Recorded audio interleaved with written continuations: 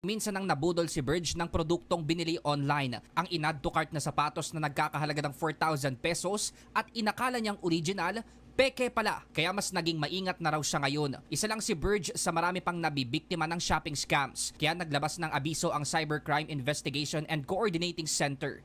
Hindi lahat ng mura, hindi lahat ng bagay na nakikita nyo talagang totoo. Dapat mapanuri din tayo. If it's too good to be true, maghunos dili na kayo. Sa inilabas na Asia Scam Report sa Taiwan, pumalo ng halos 36% ang shopping scam rate sa Pilipinas. Pinakamataas kumpara sa 11 Asian countries na lumahok sa pag-aaral. Karaniwan daw sa mga nabibiktima, umu-order sa pekeng shopping link. Alam din daw nila na kaduda-duda ang bibilhing produkto pero sumugal pa rin dahil mura ang presyo. Hindi sila actual na site, kundi links lang leading to their scam sites. Ito, isa pang method nila, gumagamit